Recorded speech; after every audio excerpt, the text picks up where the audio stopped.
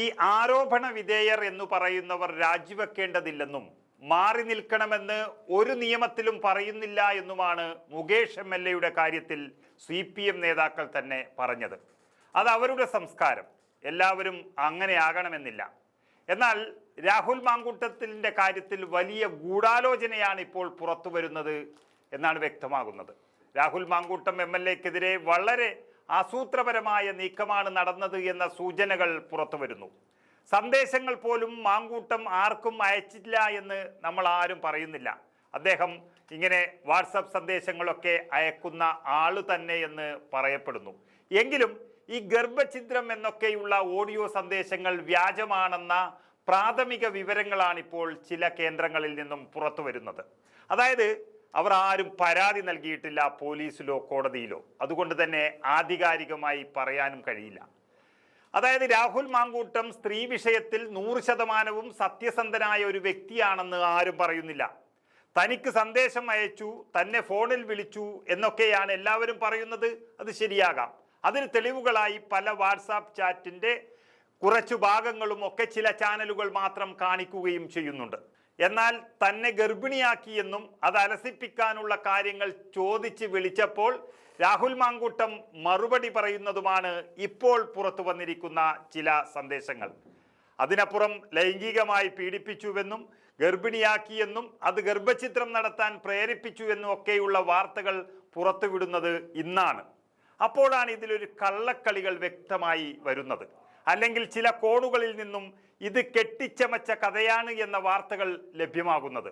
അതായത് നമ്മൾ കണ്ടിട്ടുണ്ട്, കണ്ണൂരിലും CPM കോട്ടകളിലുമെല്ലാം ഒരു കൊലപാതകം അവർ നടത്തുമ്പോൾ അവർ അവലംബിക്കുന്നൊരു രീതിയുണ്ട്. അതായത് ആദ്യം കൊല ചെയ്യാൻ ഉദ്ദേശിക്കുന്ന നേതാവിനെ അല്ലെങ്കിൽ പ്രവർത്തകനെ ഒരു വാഹനം കൊണ്ട് ഇടിച്ച് തെറിപ്പിക്കുക, അവിടെ നിശബ്ദനാക്കിയ ശേഷം മാരകായുധങ്ങളുമായി ആക്രമിക്കുക എന്നുള്ളതാണ്.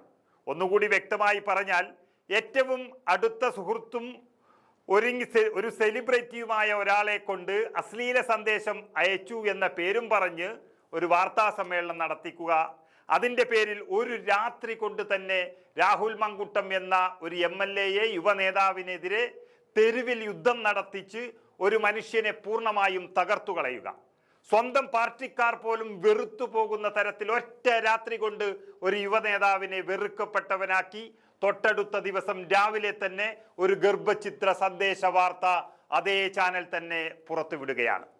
സാധാരണ ഒരു രീതി അനുസരിച്ച് ചെയ്യുക, ഒരു പരാതി, ഇത്തരത്തിലുള്ള വളരെ ഗൗരവകരമായ പരാതിയൊക്കെ ഉണ്ടെങ്കിൽ ആ പരാതി പോലീസിൽ നൽകുകയാണ് പതിവ്. പോലീസ് അത് കഴിയില്ല എന്ന് പറഞ്ഞാലോ അല്ലെങ്കിൽ ആ പരാതിയിൽ ഒരു നിഷേധാത്മകമായ നിലപാട് സ്വീകരിച്ചാലോ അവർ കോടതിയെ സമീപിക്കുന്നതാണ് പതിവ്. അതിനൊന്നും തയ്യാറാകാതെ ഇവിടുത്തെ പോലീസും കോടതിയും എല്ലാം ഈ റിപ്പോർട്ടർ എന്ന് പറയുന്ന ചാനൽ എന്നുള്ള നിലയിലേക്ക് നീങ്ങുകയും സമൂഹത്തിൽ ഉന്നത പദവിയിലുള്ളവരെ അധിക്ഷേപിക്കുകയും ചെയ്യുന്നത് വളരെ വൃത്തികെട്ടൊരു ഏർപ്പാടാണ്. CPMന്റെ നേതാക്കൾ എത്രയോ വലിയ പീഡന വീരന്മാരാണ് എന്ന് നമ്മൾ കണ്ടിട്ടുണ്ട്. ആ പാർട്ടിയിലെ സ്ത്രീകൾ പരാതി പറഞ്ഞാൽ അതിൻ്റെ തീവ്രത അളക്കുന്ന പരിപാടിയാണ് ആദ്യത്തേത്. പാർട്ടി നേതാക്കൾ തന്നെ ചെയ്യുകയാണത്. പീഡനത്തിന് തീവ്രത പോരാ എങ്കിൽ പാർട്ടി തന്നെ പറഞ്ഞ് തീർപ്പാക്കുകയാണ്. ഇതെങ്ങനെയാണ് മാങ്കൂട്ടത്തിലിനെ കൊണ്ട് കോൺഗ്രസ് നേതൃത്വം ചെയ്യിപ്പിച്ചത് എന്ന് നോക്കണം.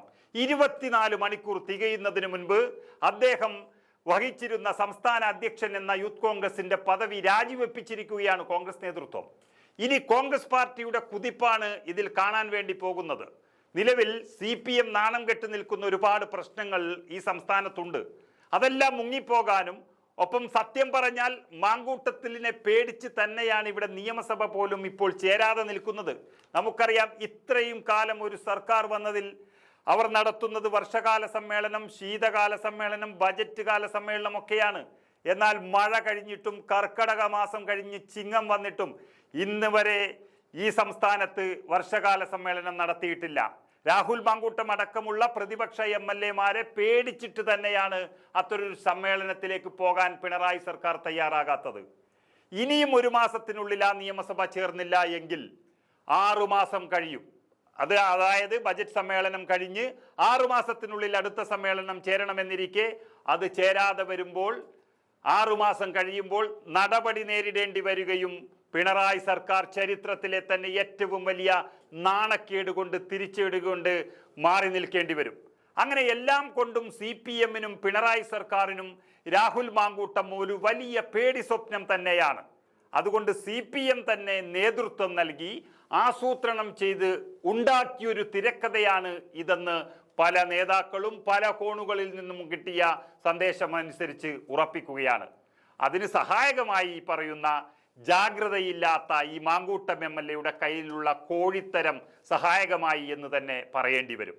CPM-ന് എല്ലാ പിന്തുണയുമായി BJP-യും ഉണ്ട് എന്നുള്ളതാണ് മറ്റൊരു ശ്രദ്ധേയമായ കാര്യം. അവർ പാലക്കാട്ട് MLA-യുടെ ഓഫീസ് അടിച്ചു തകർക്കുന്ന അല്ലെങ്കിൽ അതിനു മുന്നിലുള്ള കോപ്രായങ്ങളൊക്കെ ഇന്ന് നമ്മൾ കണ്ടു. ഏതായാലും രാഹുൽ മാങ്കൂട്ടം യൂത്ത് കോൺഗ്രസ് അധ്യക്ഷ സ്ഥാനം മാത്രമേ രാജിവെച്ചിട്ടുള്ളൂ. ഇപ്പോഴും MLA സ്ഥാനം അങ്ങനെ തന്നെയുണ്ട്.